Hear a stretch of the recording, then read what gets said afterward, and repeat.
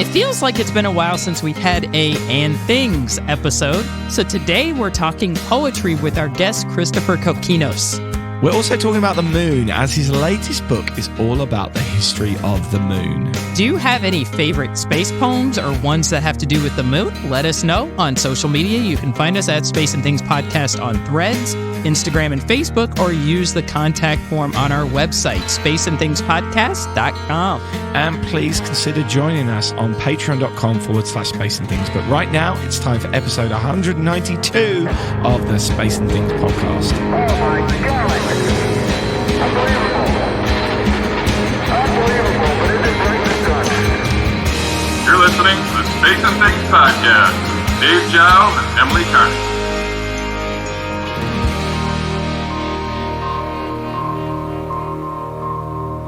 I'm Emily Carney. And I'm Dave Giles, and welcome to episode 192 of our podcast. Emily, how you doing? I'm doing great. I was very blessed last week to go to Greenville, South Carolina for a 3-stall studios opening of an exhibition called Space Exploration Past, Present, and Future. Andy Saunders was there, who wrote Apollo Remastered. As you may know, it has these amazing prints in it of Apollo imagery.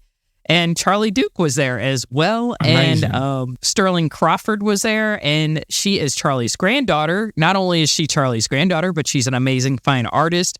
And a new portrait of Charlie was unveiled at this event. It was wonderful. It was very moving. Greenville, South Carolina is exquisite as well. If you haven't been there, you got to visit there someday. I did a little bit of sightseeing, and that was a lot of fun. But I think it's appropriate to mention this because this week's episode is all about the moon, and it's all about poetry also. Yeah, of course, because Charlie Duke walked on the moon 52 years ago on Apollo 16. And today's guest, Christopher Cokinos, has just released a book about the history of the moon. Christopher is the author and co-editor of several books, including The Fallen Sky, An Intimate History of Shooting Stars, Hope is the Thing with Feathers, A Personal Chronicle of Vanished Birds, and Beyond Earth's Edge, The Poetry of Spaceflight. He is the winner of awards and fellowships from, among others, New American Press, the Whiting Foundation, the Rachel Carson Center in Munich, and the National Science Foundation. His poems, articles, and essays have appeared in such venues as Scientific American, High Country News, AstronomyDiscover.com, and the Los Angeles Times. Having taught literature, writing, and science communication for more than 3 decades at 3 universities, he again lives and writes in Utah. His new book is called Still as Bright, An Illuminating History of the Moon from Antiquity to Tomorrow, and is described as an immersive exploration of the nightly present that has captured our imagination for the entirety of human history.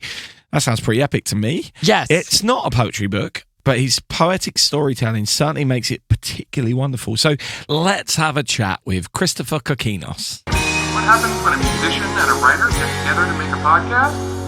Space and Things. Welcome, Christopher. Thanks for joining us today. Now, we love to find out an origin story. So what contributed to your fascination with space and spaceflight? Oh, gosh. Well, the origin story goes back. There's sort of 2 phases. One is childhood, of course, as most of us have that childhood wonder, which kind of comes into play in the book Still as Bright, the role of wonder in our lives. So I grew up a child of Apollo. I watched the first moon landing. A vivid memory of that in a rather unhappy family situation when I was growing up. The space program was a kind of aspiration, kind of hope for something better. And I remember have vivid memories of, with a little cassette recorder, I wish I still had a tape recording, Walter Cronkite and Jules Bergman, these famous newscasters and space correspondents, and I would replay those tapes in my bedroom when I was a kid. And then as I grew up, of course, I wanted to fly, I wanted to be an astronaut. Then I was literally pulled out of advanced algebra, which is one of the traumas that I remember most. And that set me on a different path. And then fast forward to being in my early 30s, and I bought a telescope that also functioned as a spotting scope. I was working then on a book about extinct North American birds, which is not the most uplifting subject matter. So I started looking at the sky and hadn't, really done that since I was a child. But my interest was in galaxies and nebula and, the faint fuzzies, as we call them. Then my interest shifted to the moon. A few years ago, I was living in Tucson. I'm now back in Logan, Utah. And I was sort of struggling with place and profession. And my telescope had been gathering a lot of dust, and I wasn't taking it out. I was too tired to drag it out of the city lights. And then one night, there was the moon, and I thought, I haven't really looked at it. Of course, I've looked at it, but I hadn't really looked at it. And that set me on this path to writing a book about the moon from Antiquity to tomorrow. So a few years ago, you edited Beyond Earth's Edge, The Poetry of Spaceflight, which is a fine book. I have it. An anthology dedicated to poetry as diverse as Anne Sexton to Apollo 15's Al Worden, who actually went to space and visited the moon. Yep. Do you find poetry depicting space and astronomy changed during the space age compared to maybe earlier times when space was completely unexplored? And how did it change? Yeah, Beyond Earth's Edge was also part of that sort of return to thinking about human space exploration in a way, as a writer. And Julie Swarstead Johnson, who was the other editor there, really sort of pushed that project along. She's a poet and fellow space enthusiast. And going through the anthology and thinking about it historically, what I was struck by was a change in how creatives were responding to Apollo. It was largely, well, I would say negative or with some hesitations. We'll put it, mildly. The Anne Sexton, as you mentioned, had no problem criticizing Apollo. What's happened since, I think, and it was really because of the blossoming of robotic space flight, the great missions to the outer solar system.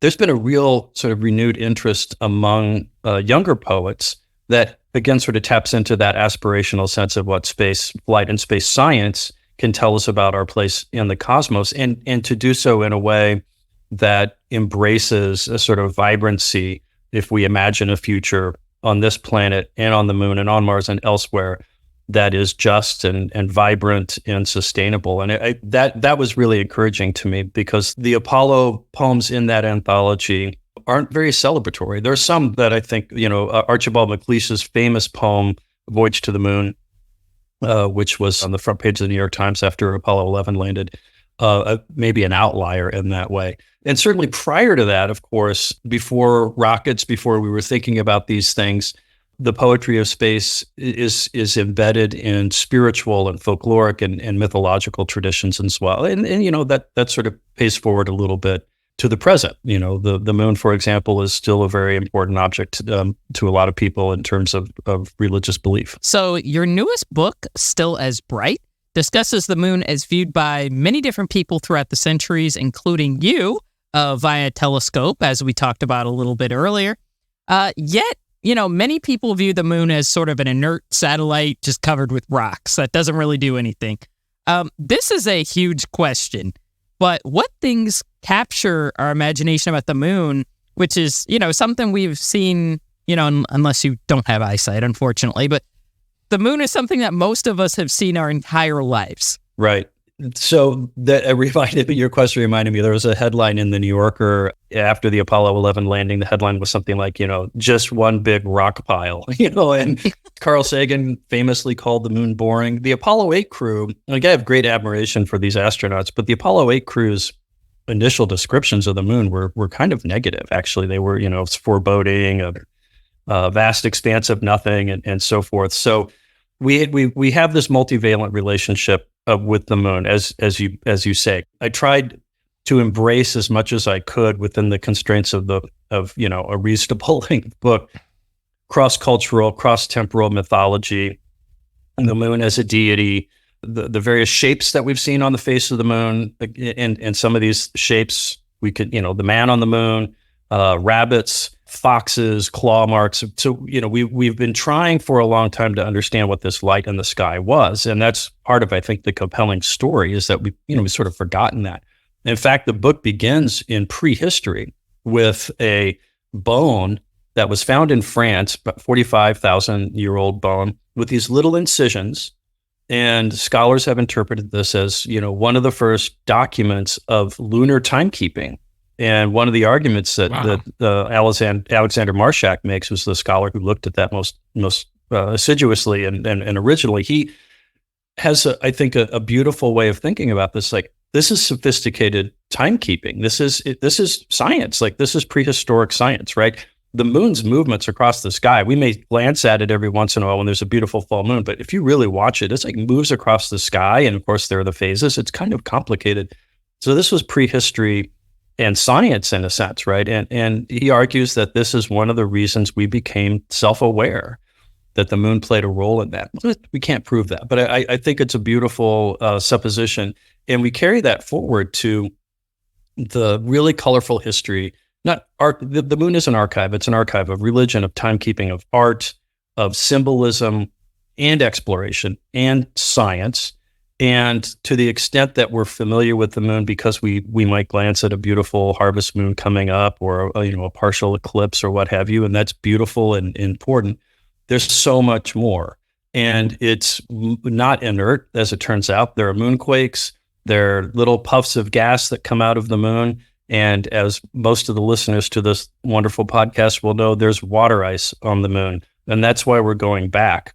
So I think a new look at the moon to sort of embrace the past, understand how that tells us who we are in relationship to the nearest world, a world that we can see the surface of in great detail with our own eyes.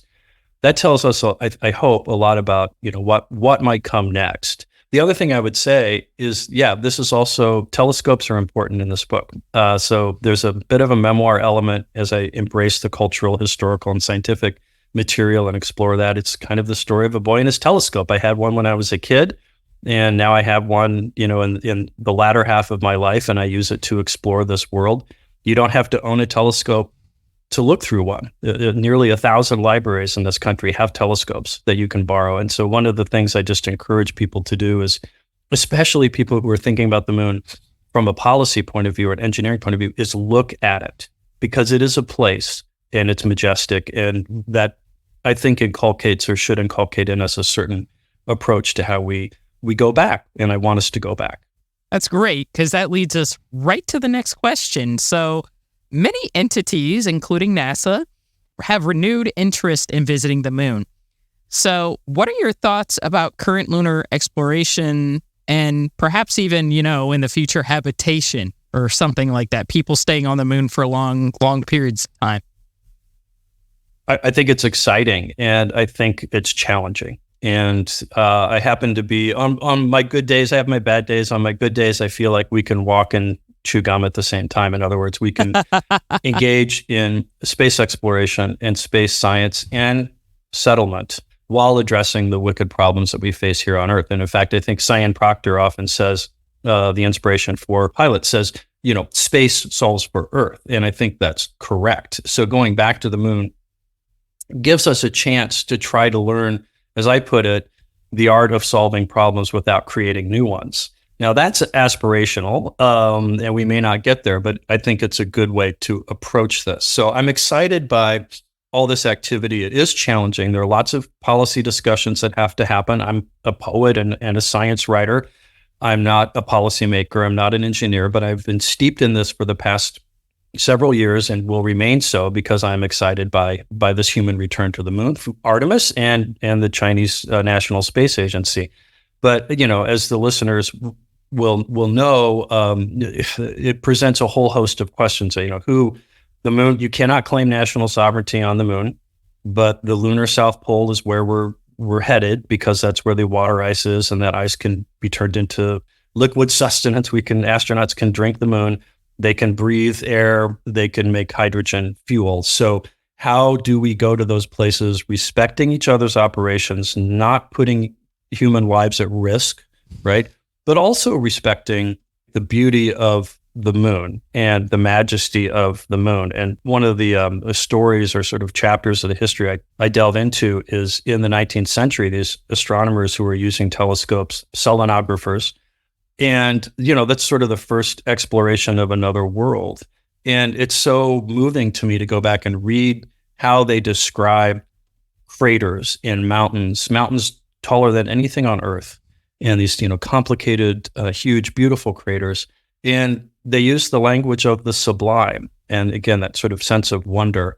So I'm hoping that informs how we go back, even to the level of the kind of infrastructure that we'll build out. So, as we have humans living on the moon or working on the moon, maybe we'll have architects and designers, and I know there are people working on this, making our habitations there part of the environment, not an imposition on the environment. And that helps us think about how we can take these gifts of the moon, resources, if you want to call them those, and use them, of course, but to do it with a sense of stewardship and sustainability and gratitude. Frankly, the moon, we're largely here because the moon, right? Protoplanet hit the Earth, smacked the moon into being through this complicated, messy formation process, and the moon keeps us in the 23-degree axial tilt that we have. We have seasons because of the moon, so it's played an outsized role, and it would be ungrateful for us to just go up there and tear a big strip mine across the man on the moon. I don't think we'll do that, but we do need to think about these questions and widen the conversation. So it's not only the space community, but everyone who looks at the moon has a say in this. So back to poetry. Still as Bright talks a lot about moon poetry, and obviously Beyond Earth's Edge was a lot about poetry of spaceflight in general. So the moon has inspired poetry, writing, art over the last, centuries. How do you reconcile the moon's more poetic, I guess, dreamier qualities with its scientific aspects? That's a great question. And some of the poets would say you can't. I think we can. And I try to do that in the book. I think science is beautiful. I think science is lyrical. And I say that as an outsider. I know many scientists, especially lab scientists, who go through sort of mind-numbingly routine activities in a lab or number crunching, and lyrical is the last thing that they would say about the process. Like, it's just, you work hard and you're doing sort of the same thing over and over again.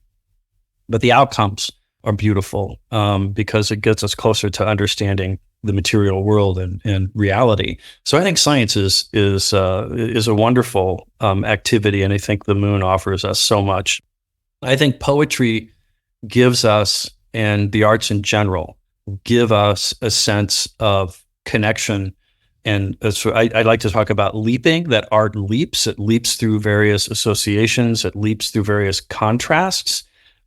Uses metaphor in various ways, not just written art, but you can look at some painters as using color as metaphor. Well, what's a metaphor? It's a comparison. Well, actually, no, it's an assertion. It's like a multiple exposure in a photograph. It's overlaying one thing to another, and kind of gives us a way of thinking about the universe, particular objects, ourselves, that gives, I think, greater pause. It's not unlike science. I live in that Venn diagram of art and science, and I see these things working together. And I can tell you, of course, there are a lot of creatives, artists and so forth who aren't engaged in space, and that's fine. We each have our own obsessions. And there are a lot of engineers and policymakers and scientists who are not engaged necessarily in the arts, although we all consume entertainment and storytelling. So we, in a sense, we all have that investment in culture in that way.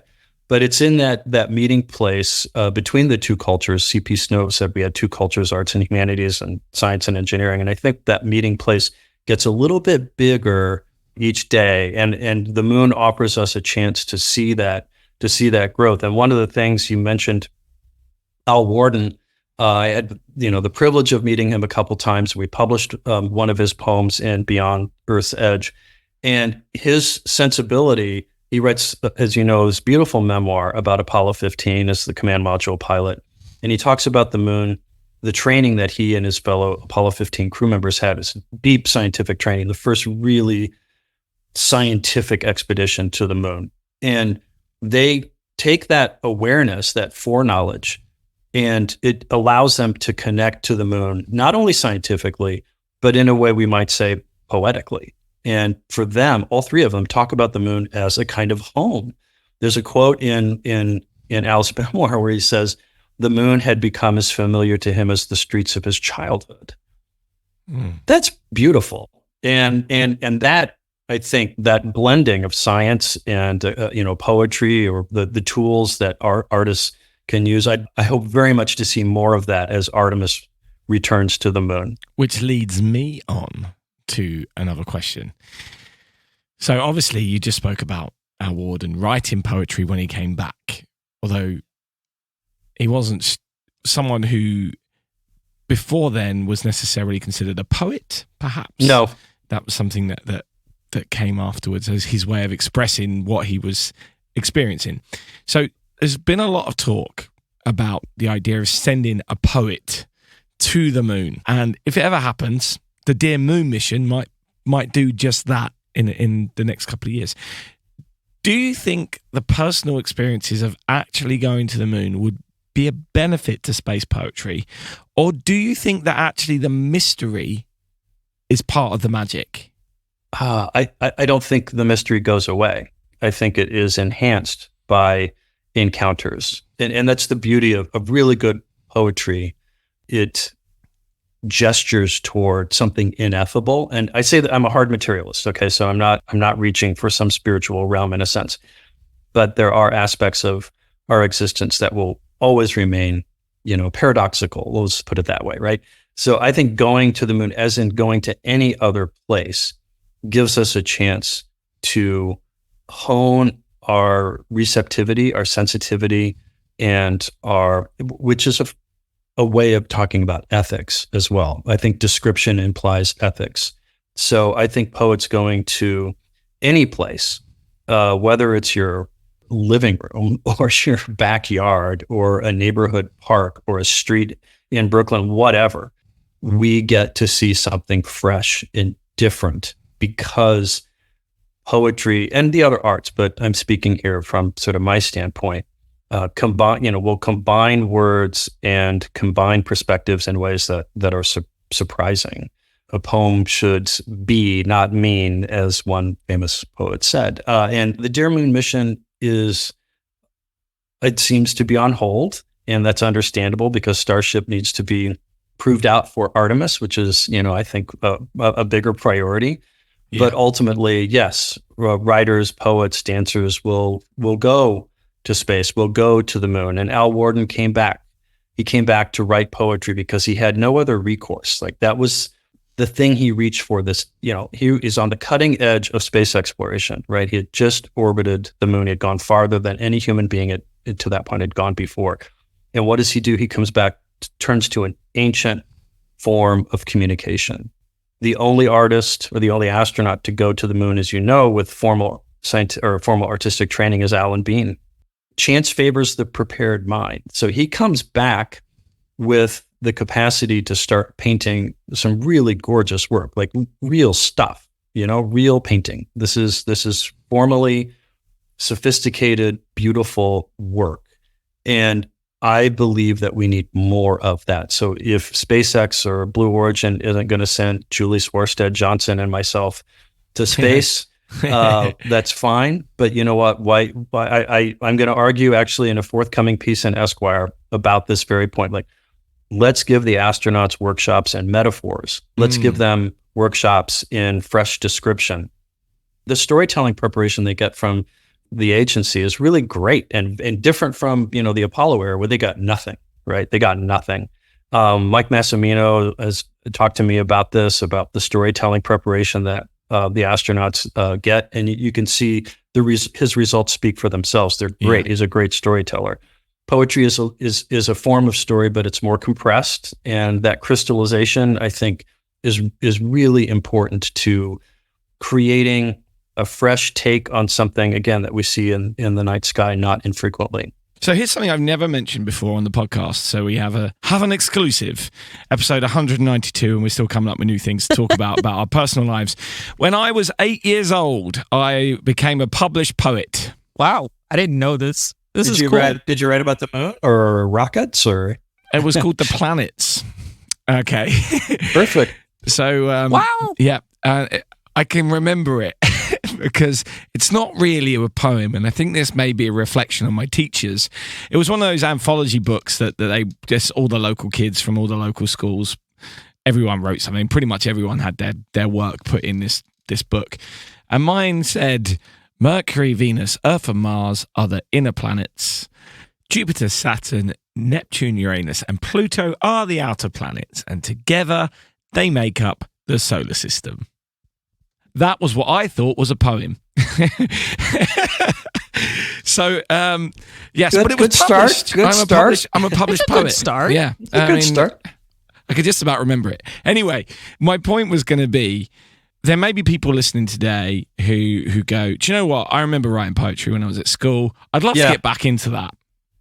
And there are people that love looking at the stars, and perhaps like you love looking through a telescope. Yeah. And that may be a great way for them to start, because it's a subject they're passionate about. And when you're creating art, writing about what you're passionate about is important.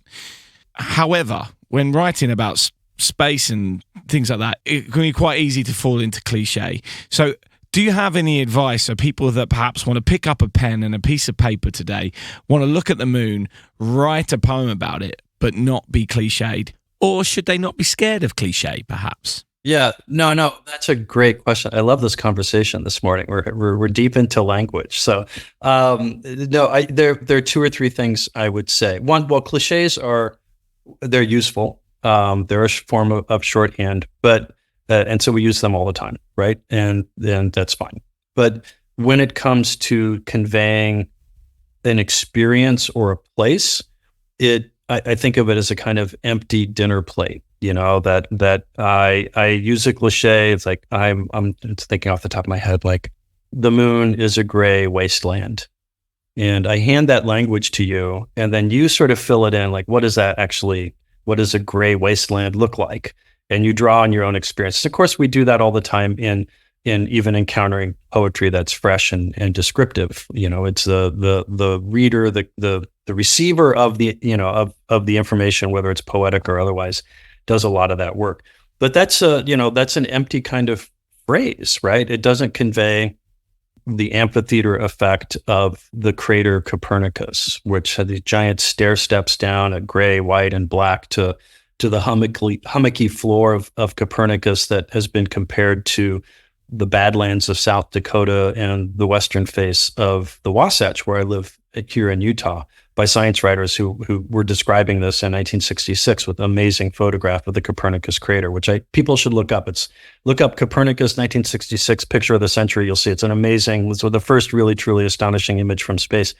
So, I guess I would say don't be scared of anything, and just write without censorship of self, and just see where it takes you. There's some, poetry and writing in general has this cathartic function, and it helps us understand our experiences. So as a private activity, a kind of self-reflective activity, everything from, Marcus Aurelius writing his meditations to, Sylvia Plath writing in her journal, that's crucial and that's important. It becomes a different sort of situation when you do want to put your work out there in the world. And of course, social media has changed that. We can post anything we want. But if we want to try to strive for language that's a little sharper, a little more descriptive, that does avoid cliches. And one of the struggles I had in my book about the moon, and Still as Bright, was how do I describe this? Like, this is this is another world. This is an extreme environment, another planet I'm looking at through my telescope, but it's as though I'm orbiting a few hundred miles above. And so I leaned very heavily on metaphor. And, I've been doing this for a while, so I have maybe a somewhat intuitive sense of where to reach for a different kind of language, the language of childhood or the language of science, and put that in conversation with the language of landscape. So I guess the other thing I would say, Dave, is just to read a lot, to read poetry.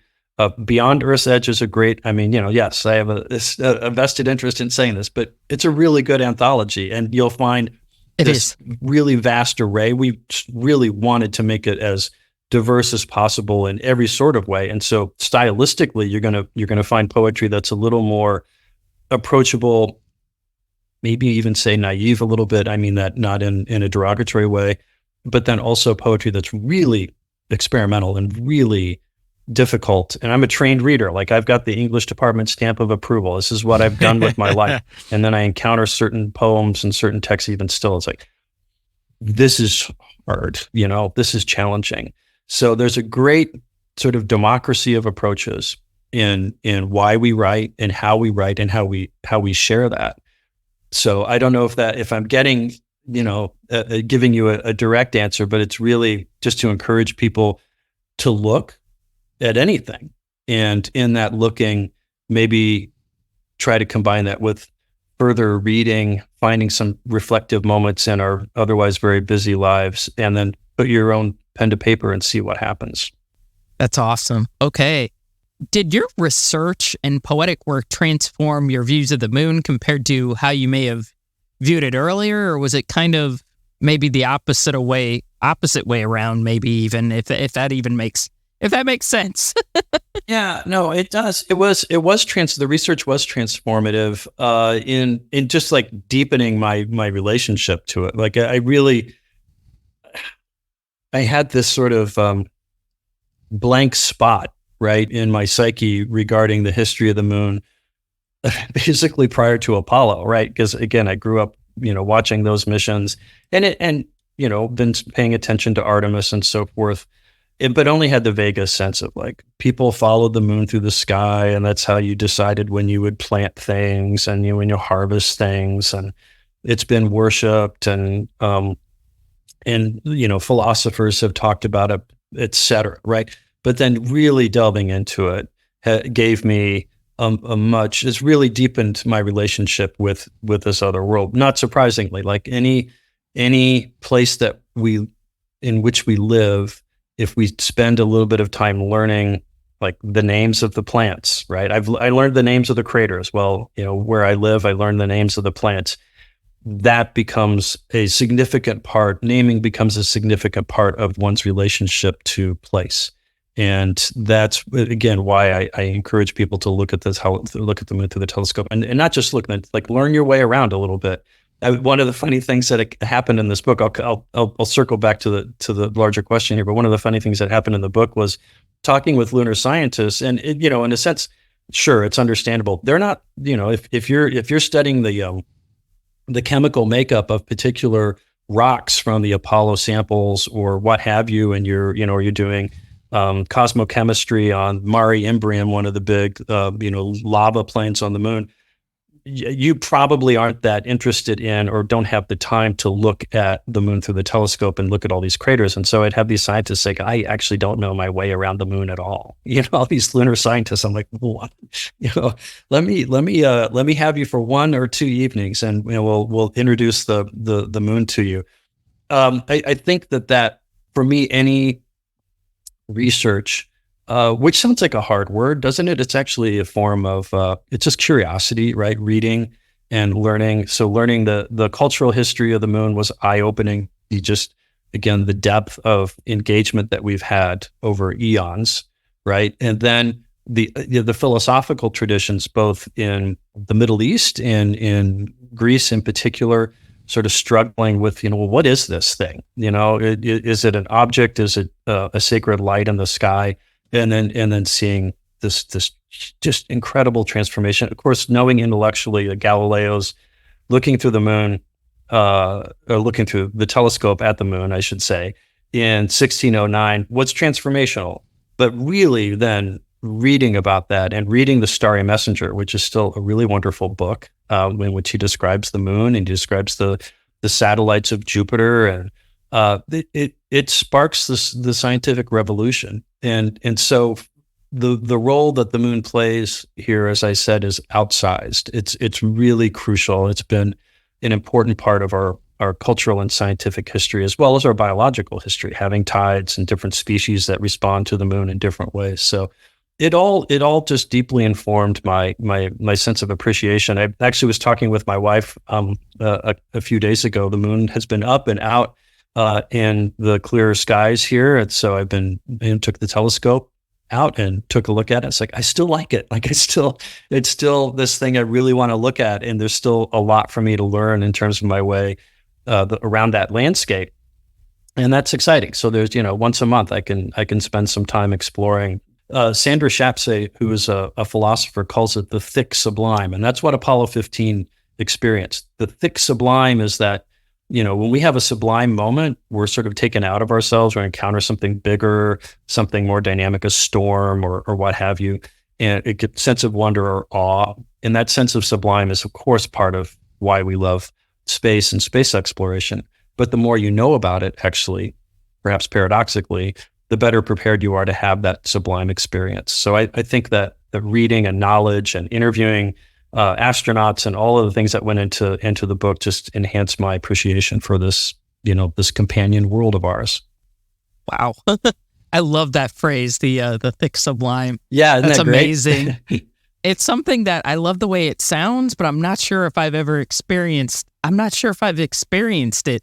I think maybe the closest I've gotten to experiencing it was seeing Saturn through a telescope once.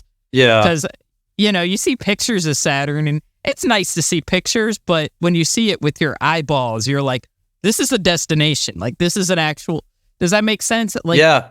Wow. I want to experience that again. That's the thing. Like, but I think I know what that feeling is, but it's hard to qualify. It's hard to be. It's hard to put into words, and this sort of comes back to what Dave was saying earlier. And so when we have a sublime experience, we pass through a phase. I think there's a whole literature and scientific and now neuroscience of the science of wonder. It's kind of wordless. Like, it takes us outside of ourselves. It takes us outside of language. But there is this recovery then, and then we're faced with the prospect like, how do I convey that? How do I convey looking at Saturn through the telescope, or on a terrestrial terms, seeing a very vivid memory of being on a mountainside in Utah with this approaching storm front and, lightning and thunder. And it's, of course, you don't want to be on a mountain. And so there was an element of risk and danger. And of course, you get away from that, you go down. It's like, how do I, in just a few seconds, I just snapshotted the experience, but that's inadequate. And so language and representation of the sublime is always inadequate. Yet we are compelled to try to convey it because we're hardwired to share our experiences. And I think we're hardwired, and I think the neuroscience is showing us like we're hardwired to have an experience in which our ego is diminished, right? And whether that's going into a cathedral and seeing light streaming through stained glass, watching a rocket launch, standing at the edge of a canyon, having those moments, and there are all kinds of questions of gender and class and place and demographic that start to get embedded in this, like who has access to places and experiences like that. Again, the telescope can give that democratically, right? Borrow a telescope from the public library, you can look at the moon, you can experience the sublime. And the more you know about it, I think, again, chance favors the prepared mind. But the paradox is then, how do we talk about it? How do we convey it? Well, this has been a wonderful interview. Thank you so much for talking to us, Christopher. Yeah, this has been amazing. Yeah, I hope our listeners go and check out your new book. I will be putting links in the show notes so that people can go and find it and find out all the lovely things that some very cool people have been saying about it as well, which is must be fun for you. Very gratifying, yes. Absolutely. But we hope to speak to you soon, and wish you all the best with it. Dave, Emily, thank you so much. I'm a fan. Thank you. I appreciate it. Thank you. Thank you.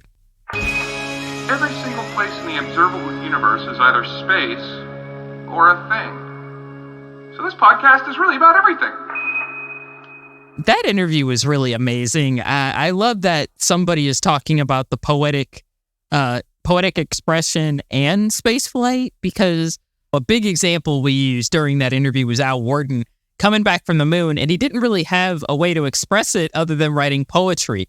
He came back from the moon, and there was like a party every day at his house. Like, wow. When he came back, like every day people were partying on down at his house. It was like a big celebration when he came back, basically for weeks. When the dust kind of settled, he was still sort of in this state of like, what did I just see? Like what did I just experience? And it was like, how do I put this in words? He was still in a real state of awe over what he experienced, but he didn't really know what to do about it. So he just started writing, like it was almost automatic. Yeah. Like he started to write poetry and it just came out. He is an excellent writer. If you read his books, you'll know he's got a good way with words. But it wasn't something he really pursued before, that happened. But I think that was the only way mentally he could express it. And I noticed in his later months, before he passed, when he went to events to speak about his experience, he would read his poetry. I'm about to start crying thinking about this. But he would read his poetry because that was how he best could express his experience. I just think that's amazing that somebody like Christopher is exploring this phenomenon. And I love that phrase he used, the thick sublime. I love that because I think I may have experienced that at certain times in my life, but I didn't know how to express what it was. It's just this feeling of like, oh my gosh, but you can't really put it in words. Like, there's been certain rocket launches I've been to where you just feel like you feel that sense, and it's just the weirdest feeling. And I loved how he brought that up. So I don't know. It's hard to put in words, but I'm glad somebody is discussing this. Absolutely. Yeah, it's nice that we've got a book that's about the history of the moon by someone who understands poetry and understands language. And I think that adds a different level Yes. to what we're learning, how we learn. And that thick sublime, I love that. When I keep talking about my childhood, when I think it was the same. I think it was about the same age. I may have been 8 or 9. Maybe been a bit younger. I can't remember. My great grandmother, she died, and I got an inheritance of 100 English pounds that I was told by my mum and dad to do something special with, because it was obviously the biggest amount of money that I'd ever had at that point. Yeah. And that was a hell of a lot of money for a child to have. So I looked we have a shop in England called Argos, which is, there's a catalogue, and you go in, and it's got something of everything, and you go in and you write the number like down. Sears. Maybe, but it's not a department store. It's literally like a warehouse with a counter, and you go I know up, what you're okay. and everything's behind. Canada used to have something like that. We'd always get the catalogue because for kids it was great because you could see all the new toys that had come out and make your wish list, because obviously the internet didn't exist back then, right? So that's how you figured out what you liked, right, and what you wanted. We had that in the States. It was the wish book, and you get the wish book at Christmas, and you'd circle all the stuff. There you go. Yeah, we had similar something vibe. similar. So within this book there was a telescope that was £99 and 99p.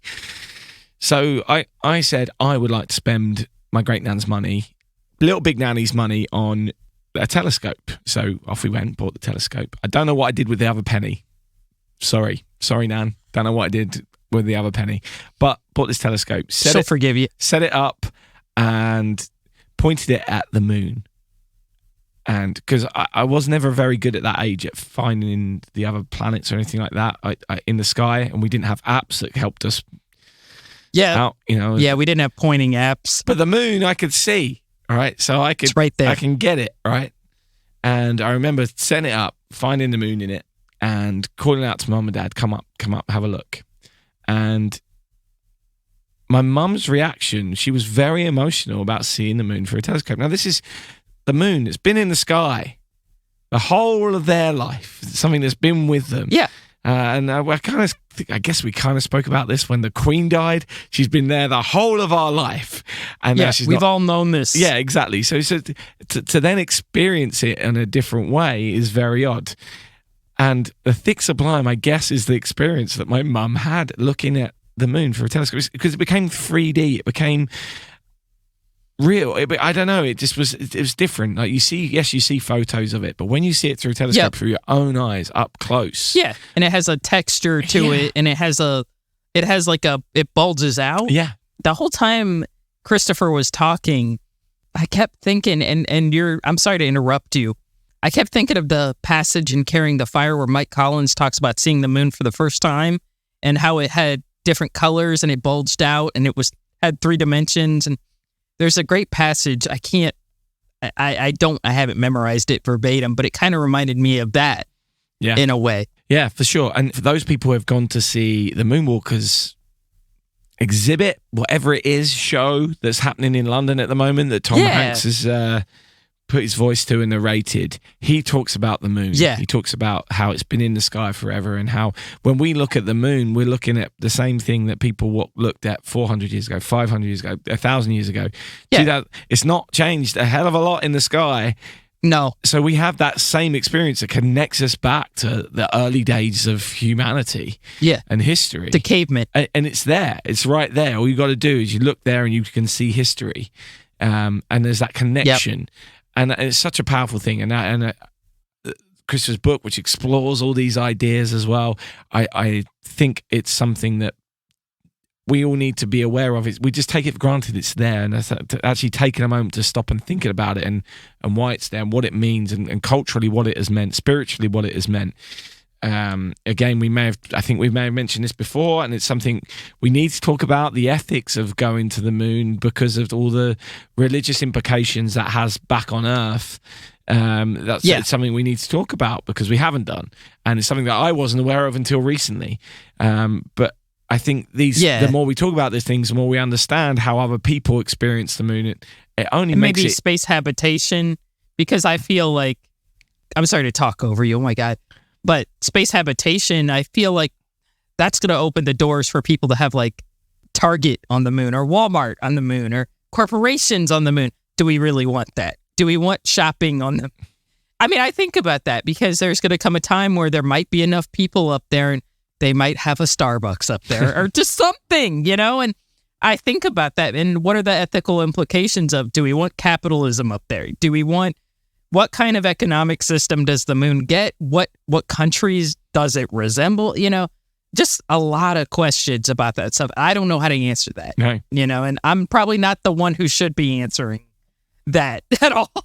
I don't know. I shouldn't be making that decision. I think you'd put Space Mountain on the moon. I think that would... I would. A place to buy some Mickey ears. I would probably, Space Mountain on the moon would hit different. It would definitely hit different. It would be a different experience. Yeah, I would probably do that, but still, but maybe I'm not the best person to ask, that's the thing, who gets to make those just... Seriously, like, there's going to come a point where it's like, okay, who gets to make those decisions of what do we put, what kind of things from a paying perspective do we put on the moon? And is this ethical or not? Do we want to do this, Yeah. I think the reason I like this interview is because it reminded me to not be afraid of the emotional impact of the moon and to not forget that you can have an emotional connection to the moon. And expressing that is quite hard and quite difficult because it's just something that's there in the sky. And using things like poetry and other art forms is a really cool way of figuring it out. So I'd be interested to hear from our listeners if you have any particular emotional stories connected to the moon that you might want to express as poetry. I think it'd be really cool if we got a few people send some stuff in, and if you wouldn't mind, we'll read some of them out in future shows. If that's a great idea. If people want to send some stuff in, I'd love to have a poetry section on the show. So that's a great idea. You could just be about all things space, but I think this episode is really focused on the moon, and I think that should be our focal point over the next few weeks. And if I can find the anthology that has my original space poem, my published space we'd love poem, to hear it. I'll put that on social media. It's got to be in one of my bookshelves over there somewhere. Anyway. Seriously, that is a great idea. And I'd love to hear what people have to offer. I think that's awesome. Absolutely. That's a great idea, Dave. So if you would like to watch the full unedited interview with Christopher, then head over to patreon.com/space and things and look in the show notes if you would like to know more about his new book or his other books, or just find out more about Christopher in general. You're listening to Space and Things, the only modern podcast not about serial killers. So, Emily, what has caught your eye this week in spaceflight? 2 articles caught my eye. One is by phys.org, phys.org, physics.org. NASA is currently working to resume science operations of Hubble Space Telescope. It entered a safe mode on April 23rd because of a gyroscope issue. Other than that, the telescope is in good health. Just a heads up, Hubble is 34 years old, which is actually pretty insane for a spacecraft to be that old and still functioning fairly well. So currently, NASA is working on troubleshooting that. And another article, I thought this was really cool. NASA's Psyche spacecraft has hit 25 MBPs from 140 million miles away. It has an optical communications demonstration instrument. That's, according to this article by theregister.com, which I have sent Dave, that's about good enough to get Netflix, Ultra HD Netflix. So maybe, who knows, we can get a market for Netflix in space someday. Some of you may remember, a few months ago in December, that I think the same tech demo sent a video from deep space of Taters the cat, doing orange cat stuff, chasing a laser. So that's pretty amazing. That kind of tells you how advanced they're getting with space communications nowadays using lasers.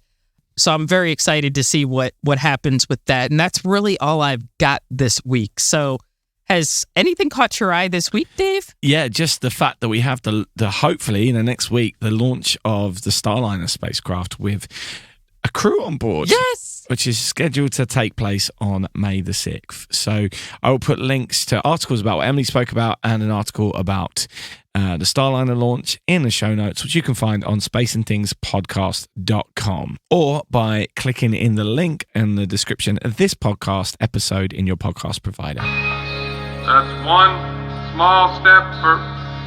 Oh my... What is that thing? Thank you for joining us this week. We're coming up on our 200th episode, which is something I never thought I'd say, but there you go. We appreciate everyone who has ever listened to us talk about space and things too, but mostly space. Please help us continue to make these episodes by spreading the word about what we do. Just share the link of the podcast with your friends who like space. We've got 192 episodes in the bag. You'd think there'd be at least one they might like. Yes. And of course, as always, thanks to our Patreon subscribers. It means so much to us that people are willing to financially back what we're doing here. And if you're willing and able to do that, please head over to patreon.com, Space and Things. We'll be back with more Space and Things next week. But until then, don't forget, in space, no one can hear you mean.